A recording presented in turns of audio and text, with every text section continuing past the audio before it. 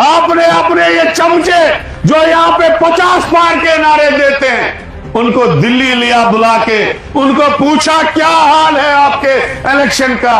उन्होंने कहा जनाब ये 50 पार हम मुंह से बोलते हैं, अंदर से हमारी तबाही हो चुकी है, हमसे लोग भाग गए हैं। क्यों भागे हैं? कि यहाँ पे जो 75 साल में प्रॉपर्टी टैक्स नहीं लगा वो इन लोगों ने लगाया। मैं आज अमित शाह जी को पूछना चाहता हूं, यही आपने बेरोजगारी खत्म की कि हमारी रियासत पहले 16वें नंबर पे बेरोजगारी में थी, आज नंबर 1 पे पहुंचा दी है तुम लोगों।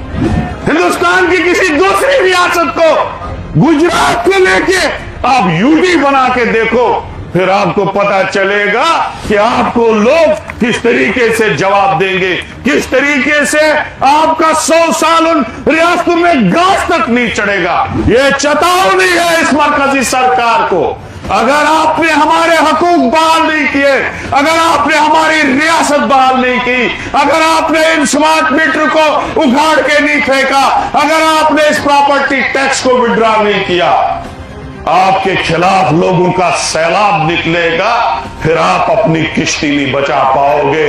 खबरदार है, ये शुरुआत है, इसके बाद सेक्रेटरीट के भी घेराव होंगे, इसके बाद गवर्नर हाउस के भी घेराव होंगे, इसके बाद प्राइम मिनिस्टर हाउस का भी घेराव होगा।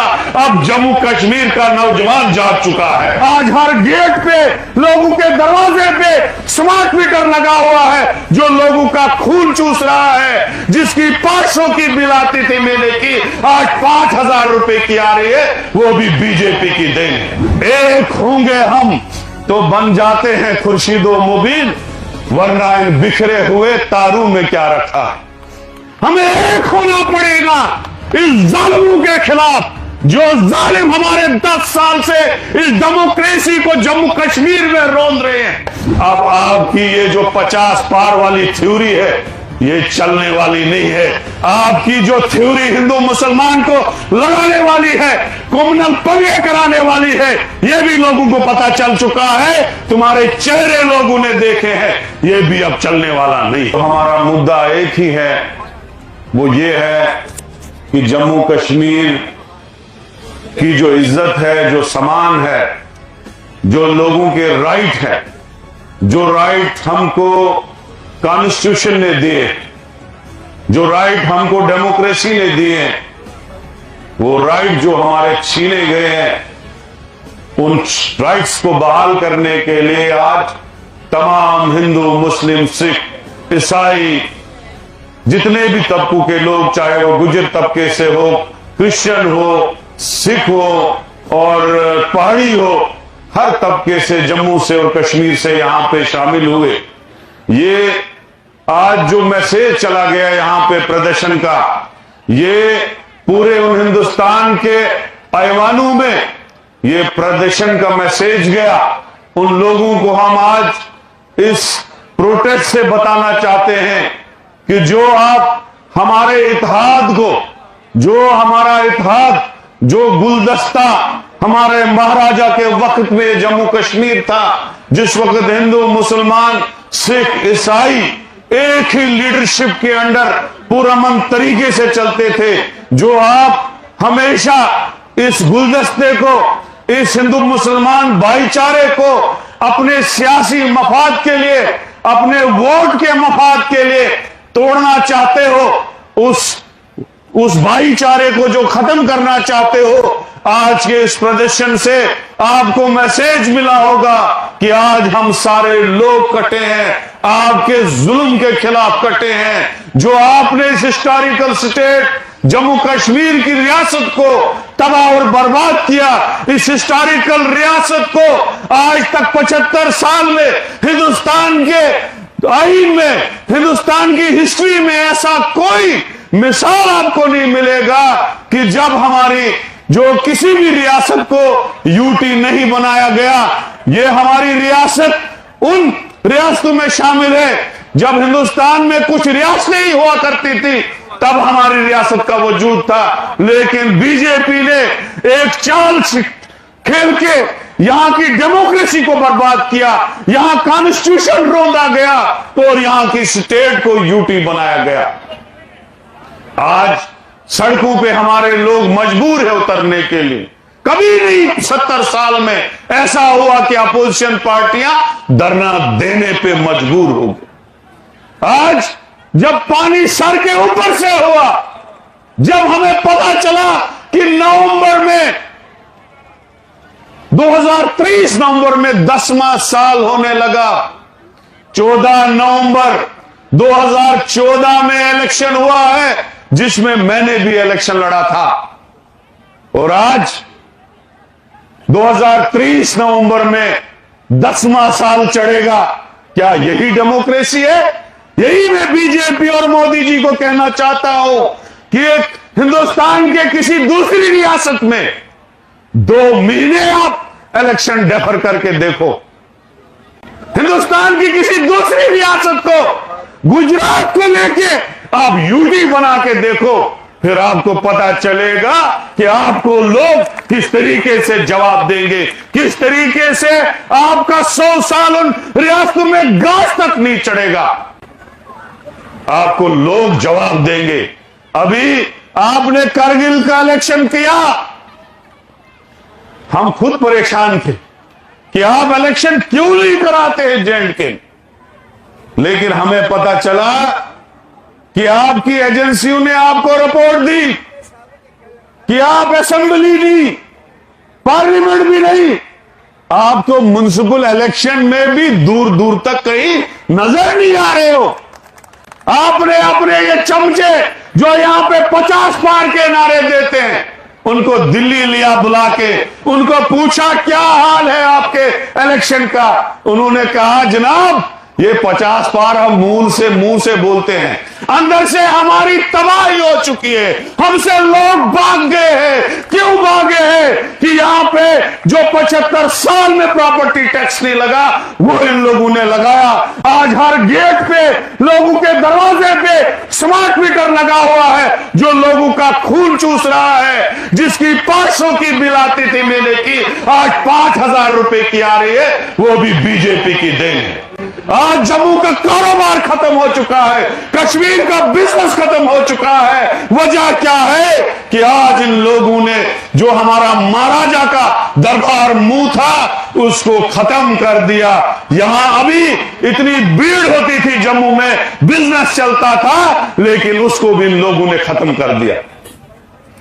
आज आप देखो जगह जगह आपको बाहर के लोग नजर आएंगे। जम्मू के किसी ऑटो रिक्शा को देखो, वहां पे आपको बाहर का आदमी नजर आएगा। ये किसकी देन है? ये भी महाराजा का जो हमारा दिया हुआ स्टेट सब्जेक्ट था वो इन लोगों ने छीना। ये लोग पगड़ियां पहन के महाराजा साहब का बर्थडे मनाने जाते हैं, लेकिन इनको शर्म नहीं आती है। जो हमें स्पेशल स्टेटस, जो हमें स्टेट सब्जेक्ट, जो हमें यहां पे स्पेशल रियासत का दर्जा जो दिया था वो महाराजा ने दिया था। आप किस मुंह से महाराजा का बर्थडे मनाते हो? आपको शर्म नहीं आती है? आज लोग परेशान हैं। जो जम्मू कश्मीर एक गुलदस्ता था जहां लोग अपने घरों में रहते थे, कोई आपको हाउसलेस नजर नहीं आता था, कोई आपको गरीबी रेखा से नीचे बहुत कम यहां जम्मू कश्मीर में लोग। इन्होंने जब 5 अगस्त 2019 को स्पेशल स्टेटस छीना, उस वक्त इन्होंने लोगों को कहा, अमित शाह साहब की तकरीर आज भी मुझे याद है जो उसने हाउस में कहा कि जम्मू कश्मीर को गुलदस्ता बनाया जाएगा, हिंदुस्तान की नंबर 1 स्टेट बनाई जाएगी, हिंदुस्तान के सबसे ज्यादा इंडस्ट्री जम्मू कश्मीर में लगाई जाएगी, यहां का हेल्थ सेक्टर बेहतर होगा, यहां का रोड सेक्टर बेहतर होगा, यहां का एजुकेशन सेक्टर बेहतर होगा और यहां रोजगार की कमी नहीं होने देगी। लेकिन आज 2023 खत्म होने जा रहा है, 24 लग रहा है। मैं आज अमित शाह जी को पूछना चाहता हूं, यही आपने बेरोजगारी खत्म की कि हमारी रियासत पहले 16वें नंबर पे बेरोजगारी में थी, आज नंबर 1 पे पहुंचा दी है तुम लोगों। आज हमारे बच्चे जो डिग्रियां करके, जो MSc, PhD, agriculture, engineering, medical assistant, ITI के डिप्लोमा करके घरों में बैठ के ओवरेज हो गया, क्या यही तुमने यहां पे डेवलपमेंट कराई? कौन सी इंडस्ट्री आई? कौन सी अमीरी लोगों में आई? कौन सी गुर्बत खत्म हो गई? तुम लोगों ने हमारा स्पेशल स्टेटस छीन के इस स्टेट को यूटी बना के जम्मू कश्मीर को बर्बाद कर दिया और अब इलेक्शनों से भाग रहे। इसलिए आज इस धरने से एक मैसेज जा रहा है उनको कि सब मजहबों के लोग इस जम्मू की धरती पे पुरअमन तरीके से, इसलिए हम बैठे। ये चेतावनी है इस मरकजी सरकार को, अगर आपने हमारे हकूक बहाल नहीं किए, अगर आपने हमारी रियासत बहाल नहीं की, अगर आपने इन स्मार्ट मीटर को उखाड़ के नहीं फेंका, अगर आपने इस प्रॉपर्टी टैक्स को विड्रॉ नहीं किया, आपके खिलाफ लोगों का सैलाब निकलेगा, फिर आप अपनी किश्ती नहीं बचा पाओगे। खबरदार है, ये शुरुआत है, इसके बाद सेक्रेटरीट के भी घेराव होंगे, इसके बाद गवर्नर हाउस के भी घेराव होंगे, इसके बाद प्राइम मिनिस्टर हाउस का भी घेराव होगा। अब जम्मू कश्मीर का नौजवान जाग चुका है, अब जम्मू कश्मीर का गरीब जाग चुका है, अब जम्मू कश्मीर का जो एक फार्मर है वो जाग चुका है। अब आपकी ये जो 50 पार वाली थ्योरी है ये चलने वाली नहीं है।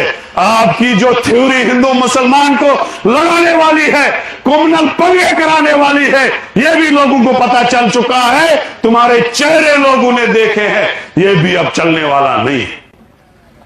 तुम लोग एक्सपोज हो चुके। इसलिए मैंने भाइयों बुजुर्गों, कांग्रेस पार्टी 1 साल से रात दिन धरना प्रदर्शन में, प्रोटेस्टों में, गवर्नर घेराव में हमेशा आगे आगे थी। और जब आप लोग हमसे हमारे साथ जुड़े, मैंने पीडीपी के भी प्रोटेस्ट देखे, हमारे शिवसेना के भी प्रोटेस्ट देखे, नेशनल कॉन्फ्रेंस और बाकी पार्टियों के भी प्रोटेस्ट देखे, लेकिन एक शायर है अल्लामा इकबाल का, एक होंगे हम तो बन जाते हैं खुर्शीदो मुबीन, वरना इन बिखरे हुए तारों में क्या रखा है।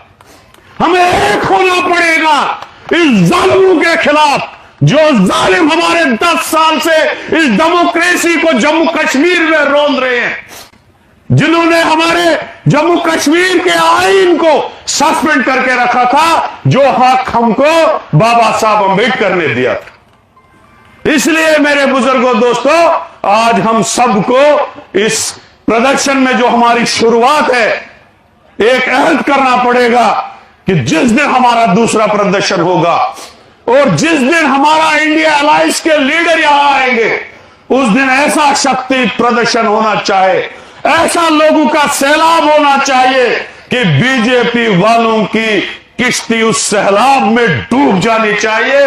और मुझे यकीन है ये जो 50 पार कहने वाले लोग हैं, इनको करगिल में चाइना के पार पहुंचा दिया लोगों ने, और इंशाल्लाह यहां जब इलेक्शन होंगे, मुझे यकीन है इनको कन्याकुमारी से पार पहुंचा देंगे।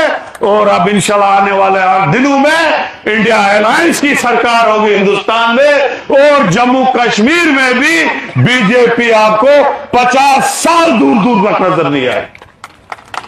तो मैं आज इसी प्रेस के माध्यम से आप तमाम लोगों का शुक्रिया अदा करता हूं।